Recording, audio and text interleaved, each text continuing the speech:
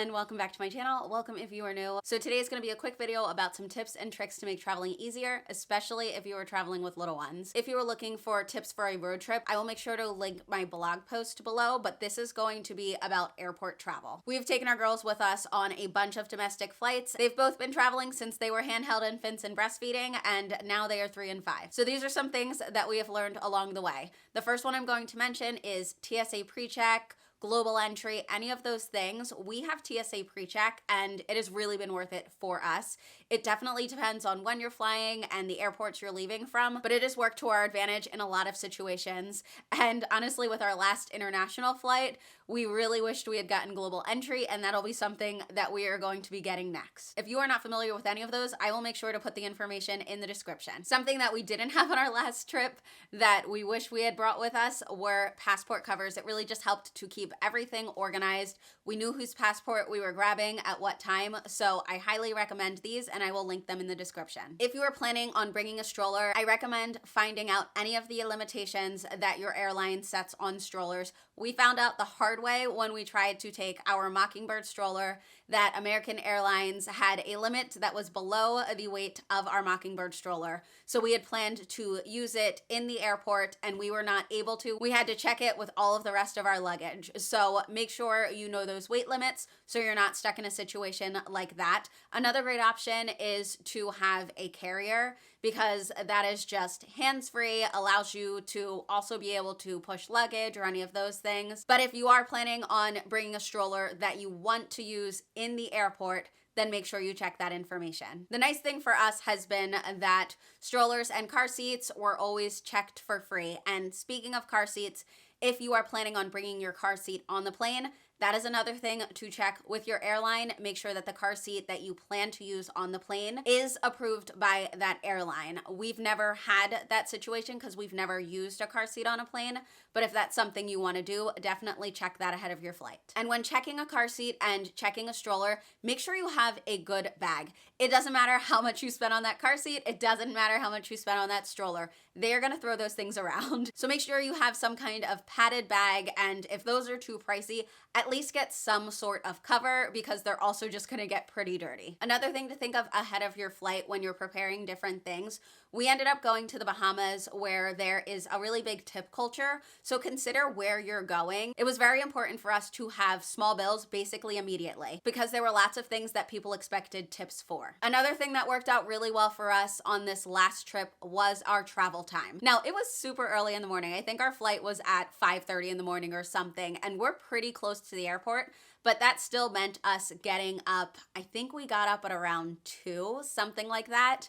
Now, that's super early. We had to wake our girls up, but the plus to that was they were pretty tired, and not cranky tired, just more like quiet tired, tame tired. It was still dark, so that kind of made them feel more like that like nighttime wind down time. That was very helpful. And then also the plane wasn't super crowded. So we didn't pay to choose our seats and we didn't have priority in our seats, but it worked out that there were so few people on the plane that both the girls ended up with window seats and they were very happy with that. Obviously, that's not always going to work out that way, but after that situation and just how the flight went, we really do think that we might do earlier flights more often if we have a longer travel day. And it also allowed us to have more daytime when we landed at our destination. We have only had one situation where our luggage was damaged, and it was our hard case luggage. And when we went to report it, because you can actually report if your luggage is damaged, and if possible, they will replace it. We were in Michigan when that happened, and the airport that we were at didn't have any luggage for us to choose from, but they informed us to just go to the American Airlines information area at the Philadelphia airport. Because it's a big international airport, they would have things for us to choose from. And that is what we did. We actually ended up getting a soft case luggage because they also informed us that the hard case luggage is nice, but that is the one that does get cracked and beat up. So when we did get our replacement luggage, we ended up going with the softer one. And we used a luggage scale in the Bahamas. My parents had one, and after using theirs, we were like, why haven't we gotten one of these? So another thing I recommend, it allows you to weigh your luggage if you don't have a scale around or if you don't feel like dragging your luggage to a scale or dragging the scale to your luggage. I have made multiple videos on activity bags. I highly recommend having some sort of activities planned if you were traveling with little ones. So I will make sure to link that video with different tips, different ideas of what you can bring to keep little ones entertained, whether they're little toddlers or closer to early elementary age. I am a list person, my husband is not, but I think it's really great to have some sort of checklist to organize all of the things that you are going to need. I use a checklist for packing, and I do not check things off until I know they're in the suitcase or wherever they need to be to travel with us. When I make the list, I try to think from when I wake up to when I go to sleep, what are we using? What are we needing? And that's kind of how I put the list together. One of the things to consider is when you're traveling, are you going to have access to a washer dryer? Because that'll really make a difference in what you need to pack. With that said, it is also very important to have a change of clothes.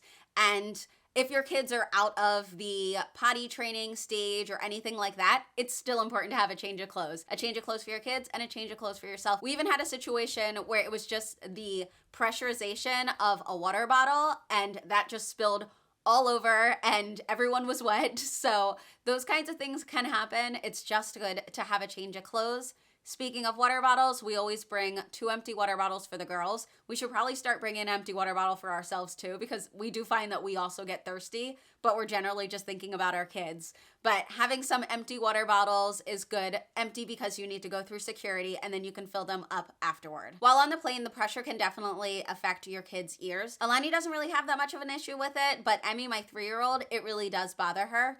So it's really nice to have water for them to drink. That sucking motion really helps. But we've also gone the route of having a ring pop. The reason we went for the ring pop is for it to actually be on their finger and a little more secure so they wouldn't drop it.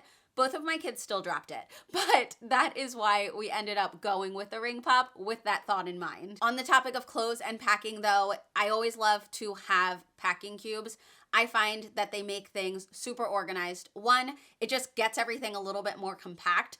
But 2, we use ones in different colors. We only have 2 different colors. Evan and Emmy both use blue, and Alani and I both use pink. That works for us. It doesn't get confusing, but I do think as they get older and their clothes get bigger, we are gonna have to buy just 2 more sets, and we would definitely get them in different colors because that'll really help us be able to quickly see whose clothes are in what packing cube. When we're packing, when we're unpacking, it just makes things easier. The last little tip I want to recommend is for anyone who still has kids who are at the potty training age, or even if your kid is potty trained but can't access the bathroom for some reason wherever you are, maybe it's difficult, a travel potty is really helpful. The one we have works great to put on the toilet, but it also is a standalone. So if for some reason accessing the bathroom at night is hard for your child, you could use the potty standing and put the bag in it, and they could still use it in the room. They wouldn't have to leave the room and access the bathroom. And if they can easily access the bathroom, then it can just be on the toilet seat to make it easier for them to sit on. They also make foldable stools, which are pretty lightweight, so you could also pack that if your kid needs some sort of stepping stool to use the toilet. I feel like I have so many different things just like rattling around in my brain. So as I think about more, I will update a blog post and make sure to have that up. But that is all that I can really think through for this video right now. That's gonna be it for this video. Please make sure to leave your own tips down in the comment section. I know I forgot a million, but I'm gonna end it here. As always, I appreciate all of your support on my channel, and I will see you in the next video. Bye.